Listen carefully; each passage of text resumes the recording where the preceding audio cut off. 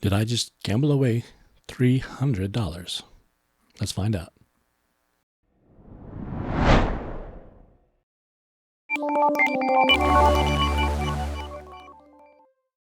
Welcome back to My Third Life. Today we're opening another submission to CGC. This one's a little different.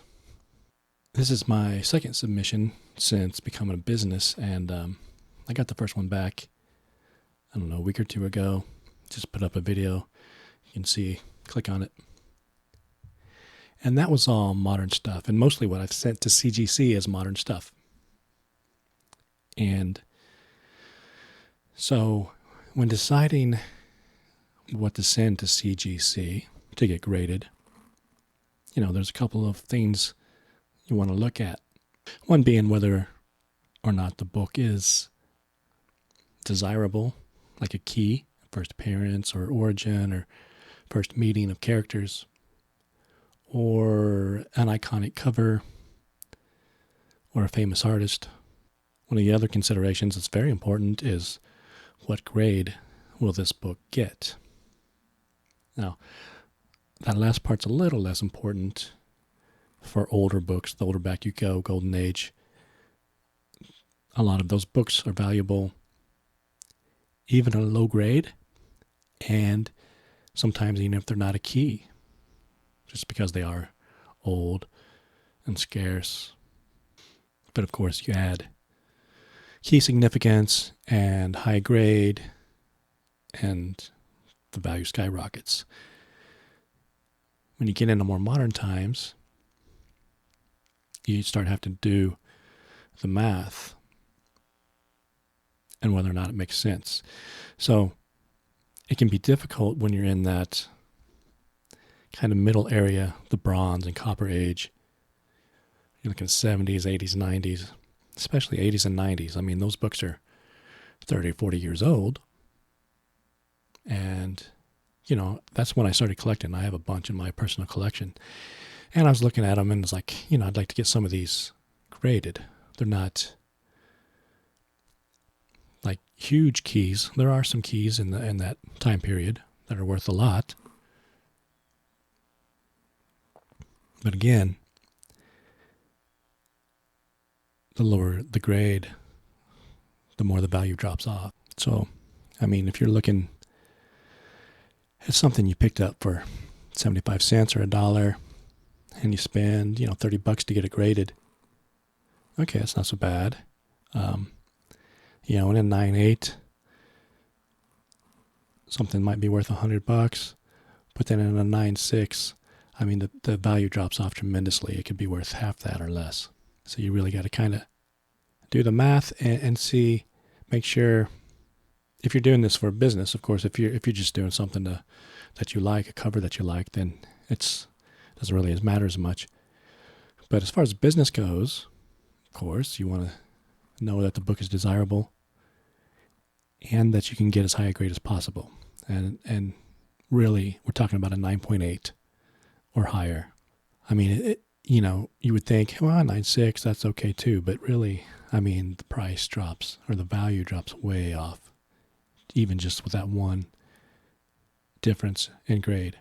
So, what I have here, some books, mostly stuff that I bought, back in the 90s, 80s and 90s when they first came out. So they're 30, 40 years old. And I cleaned them all, I pressed them. But one issue that you have to take into consideration with, books that are this old is if they do have creases or spine ticks or defects, and that's been there for 30 years, you press it out, okay, it looks great, you send it in, you can have what's called reversion, where those defects reemerge over time. And I actually had that happen with an Omega Man 3 that was like an 8.5. I cleaned it, I pressed it. It looked really nice. It was easily a 9.4, maybe a 9.6. It got sent in, it sat for several weeks at CGC. I got it back, and it was a 9.0. And I was looking at it, and I was like, oh, yeah, these are all the same defects that I pressed out of this thing, all these same creases, they were gone. They were completely gone. But then they came back. So that's another thing to take into consideration if you're going to press something and send it in. I'm not an expert at pressing, so if you ask me how do you avoid that, how do you avoid reversion, if you add a little bit of humidity or longer press time, I really don't know. I can't tell you that. I'm still learning. So if you know, let me know in the comments below. So we're going to open this up, and we're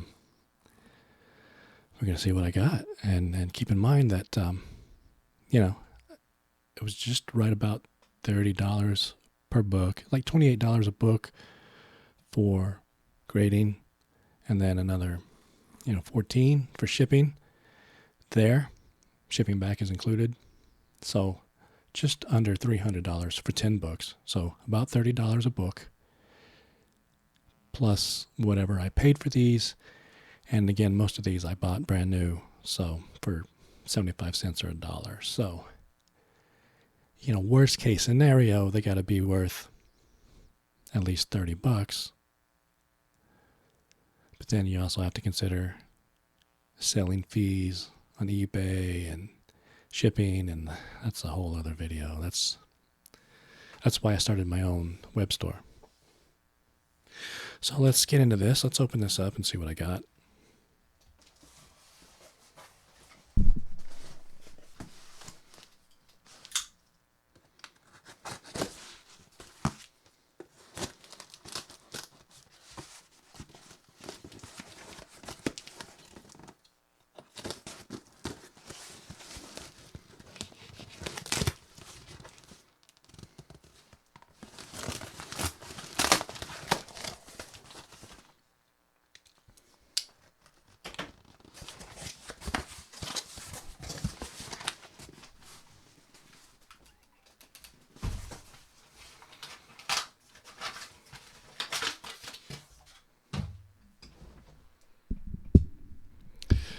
All right, so did my gamble pay off? My $300 gamble. Let's just grab one at random and see what we got. Okay, X-Force number 2. This is the second appearance of Deadpool. Now, unfortunately, I have no idea, because they don't include grader's notes anymore. As far as I can tell, anything in the 9s, they're not including any kind of grader's notes online. So I couldn't tell you why it didn't get the 9.8. I mean, don't get me wrong, 9.6 is great. Again, I bought this new back in the day in 91. So, it's 30 years old. And I did clean it and press it, and that's kind of the whole reason I bought a press was for submitting to CGC. So, 9.6 isn't terrible. But again, the difference in value, I might take the time to look this up and put values, the difference in value between a 9.8 and a 9.6 for this. And you see how much of a difference it makes. But again, I've only got the grading fee, $30, plus the cover price is $1. So I basically got $31 into this. But then again,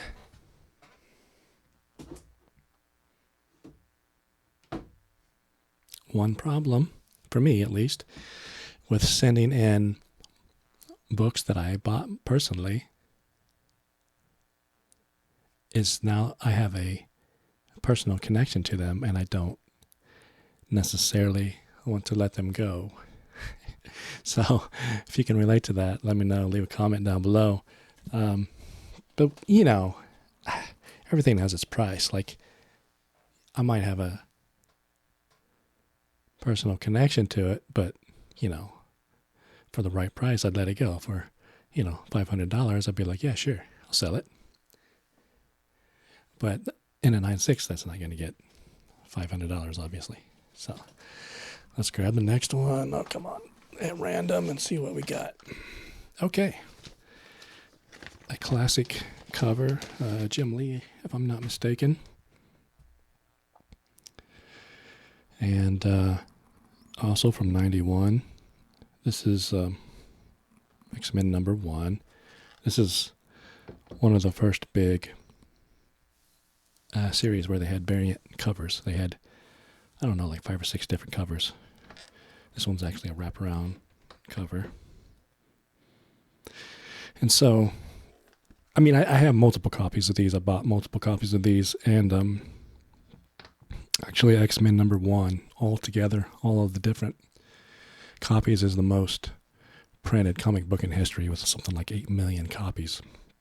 This is like the height of popularity for Marvel in the early 90s. They did Spider-Man #1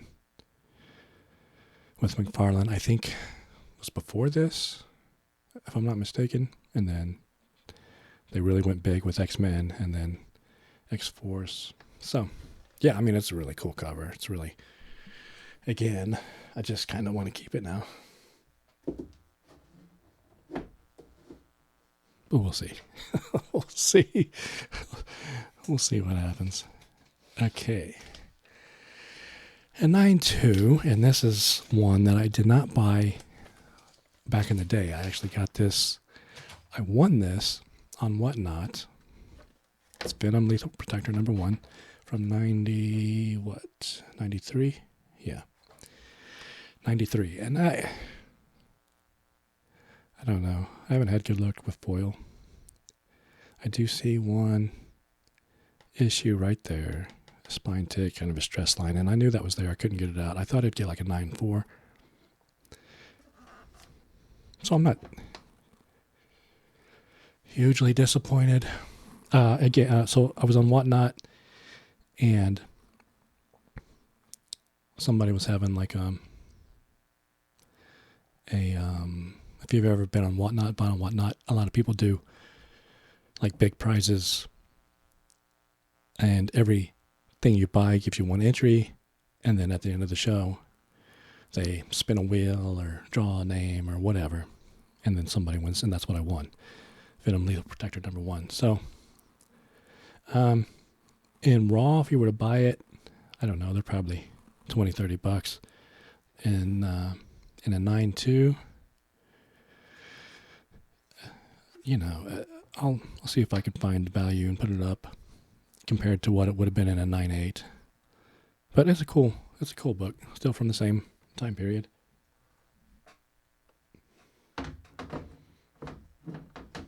Early 90s. And this is Venom Lethal Protector #1. And I have number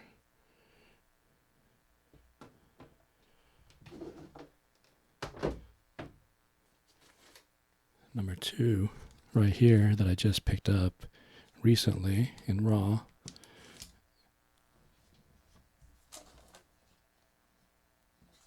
And then I have number 4 that I also just picked up recently, Raw. So, I don't know if I'll keep them together as a set or what. I still need number 3. And 5 and 6.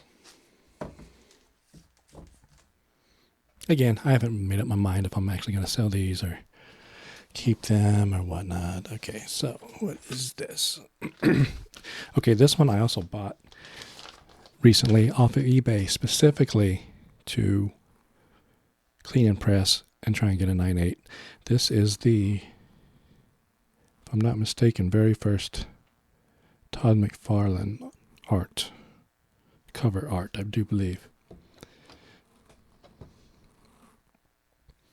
And I bought it raw off eBay. I want to say I paid like $7 or $8, pretty cheap. I could be wrong.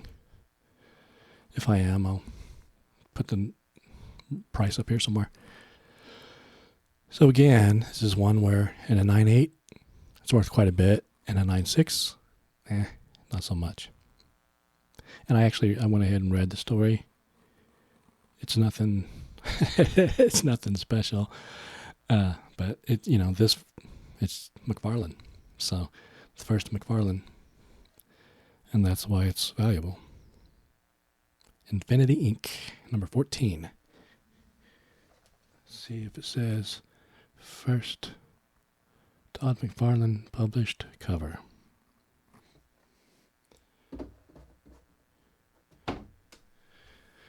Okay, let's see what is next.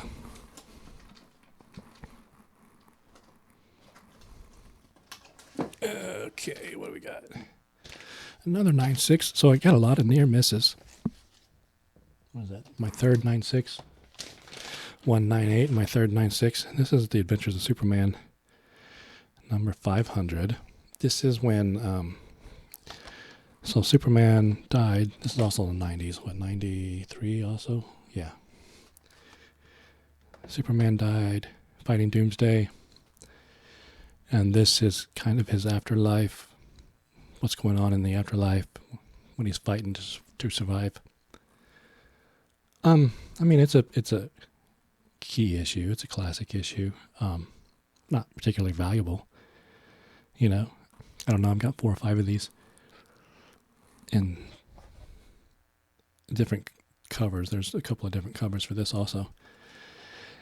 And again, you know, in a 9.8, it's worth considerably more than in a 9.6. This particular one, I'd have to look and see what I paid for it. I got this out of a pack. So this one cost me a little bit more.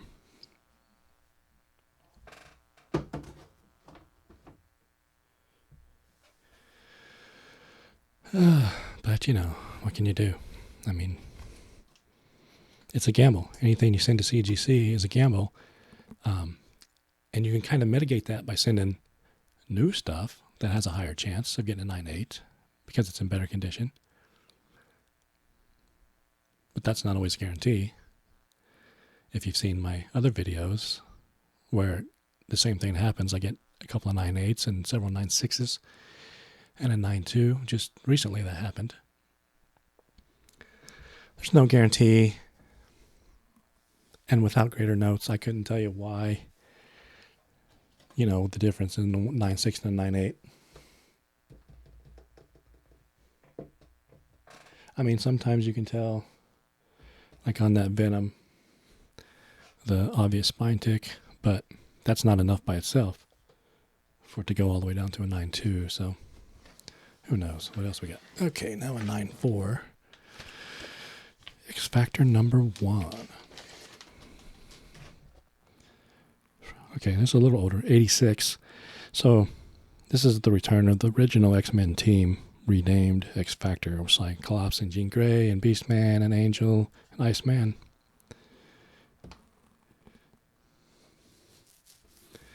Again, it's a pretty iconic book, a cover, number 1, X Factor number 1. Back when number 1s of a new series used to mean something. But, I mean, you know, 9.4, again, couldn't tell you why it's not higher.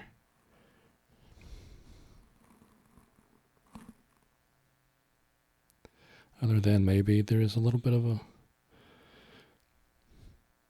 roll right here, just on the side of the spine. Like when books are stacked raw over time, they get kind of cupped.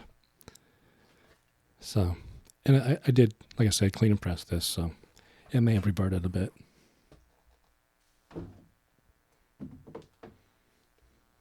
Okay. What else do we got? I'm waiting for the big disappointment. And here we go. 8.5. Now that's pretty disappointing, obviously. I mean, the difference, this is X-Force number 1, also from 91. Like I said, that was when Marvel was at its height. A new Spider-Man, a new X-Men, a new X-Force.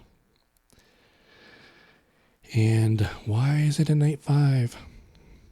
There's some little bends, finger bends, I think. Again, it was pressed, so it's probably reverted. This is definitely one I picked up when it came out, when it was sold. I don't know, 6 or 8 copies of this. And they came polybagged, if I remember correctly, with a trading card. I don't know if it says. But they would each have a different, it's a wraparound cover too. They each have a different trading card. Like one of them has a Deadpool trading card, which of course now is worth some money. And Cable, Shatterstar, Gideon, Domino. So you got to take them out of the poly bag. I have the cards somewhere. I don't know if those cards by themselves are worth anything. Let me know if you know. I mean, if they're worth getting graded. I don't know anything about trading cards. CGC also does trading cards as well. But yeah, an 8.5 is definitely, I mean, I probably couldn't even sell that and break even. I mean, maybe, but I don't know. I might as well keep that. Okay, what do we got? 3 more. All right. An Astonishing X-Men. Okay, so yeah, this one I definitely didn't buy new. I got this as spec. Astonishing X-Men number 6 from 2004. So I don't usually mix older stuff and newer stuff, but I had pressed it and I wanted to get it sent out before, and now that I see it's back, there's some very obvious spine tick, crease. It's a bit of a cupping. So this thing definitely reverted. Oh yeah, some crease here. I don't know if you can see any of that. Any of those spine ticks and creases. But honestly, looking at this and looking at these other books, I wouldn't even say this is a 9.2. This is like an 8.0. So it definitely reverted big time because I got all of that out. And again, that's another thing with CGC. You know, did it revert more in the case? Or did they actually grade it like that in that condition as a 9.2 and yet grade, you know, this as a 9.2, which only has one little spine tick that extends out, and the rest of the book is flawless, and it's a 9.2. And yet this one has a crease, corner crease, 1, 2, 3, 4 spine ticks, a cup, a crease on the back right there. So there's no way that these two books are the same grade. They're just not. So which one is the 9.2? I mean, really, I think that should be a 9.4 or 9.6. And this is like an 8.0, 8.5. So I don't know. I don't know what's going on, CGC. But yeah, this one was pure spec. Abigail brand. First appearance of Abigail brand.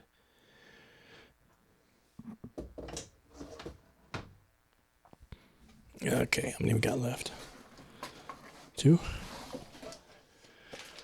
And the other big disappointment. No, this one I got new. This is the 80s, 89. Batman 442. I'm trying to see. Yeah, now this one, spine tick. But it looks better than that 9.2 that we just saw. And it's an 8.5. And that other 8.5 looked better than that 9.2 with Abigail Brand. So, what is it? Is it different grades for different ages of books? Is it reversion? I don't know. You let me know what you think. But, yeah, and this one's, I have another copy of this raw. So, I don't know. We'll see. We'll see. If any, check out my website. MyThirdLife.shop. And if you're interested in any of these and they're not on there, let me know.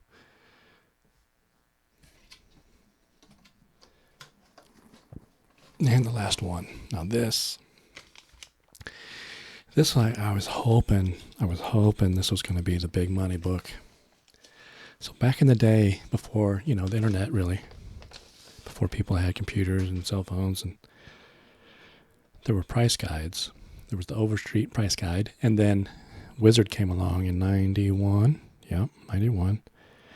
The Wizard price guide. This is Wizard number 1 with McFarlane cover art.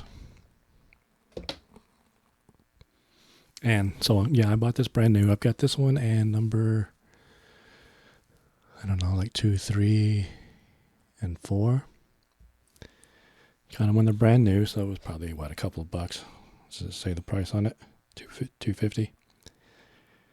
Plus the $30 for, and it's a price guide. It's a magazine, but it's comic. It's a thicker case. But I guess it's the same height. Yeah, it's just thicker. So you submit it as a comic, not as a magazine. And so these got really big, I don't know, maybe 6 months ago. There was a McFarlane signing at CGC, so I missed it. I wanted to send this in to get signed by Todd. And a bunch of these started hitting eBay after the signing. I wouldn't say a bunch, but signed in a 9.8.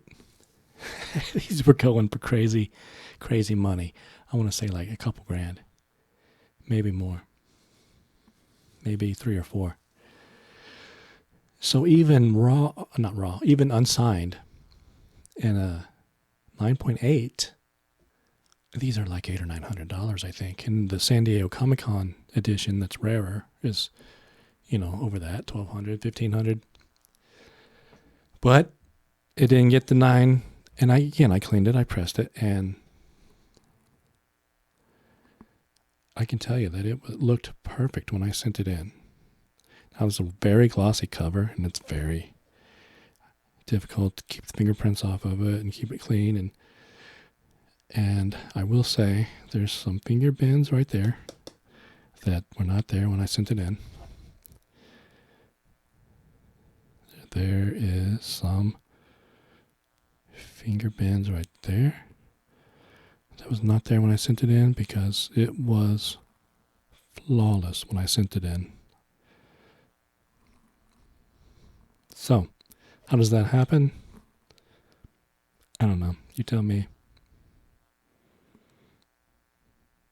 And I just lightly pressed it. It didn't even need it. I'm not saying it was reversion because those bends weren't there when I pressed it and they weren't there when I sent them in, but they're there now. And, one thing I guess, CGC has to do when they're grading a book, they open it up and flip through the pages and make sure all the pages are there and make sure they're correct and they're not married and they're off white to white or white. What does it say? White pages? It's not something I usually even look at, white pages. So that introduces the possibility, especially for something that is pristine, it's never really been opened or read or looked at, and the first time it's ever opened is when it's being graded. There's at least a possibility that that's doing some kind of damage. So, do I know that's what happened? No. Do I suspect it? Yes. Does it change the value of the grade? Oh, for sure. So, this is a 9.2. It's probably worth $100, $120, which is great. I paid $250 for it and $30 to get it graded. So that's like a $70 profit or whatever. But in a 9.8,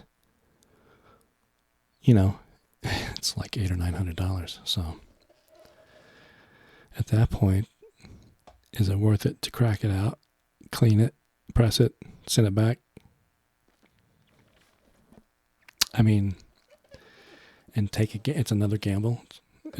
And if it gets the same grade, Then I'm $60 into it.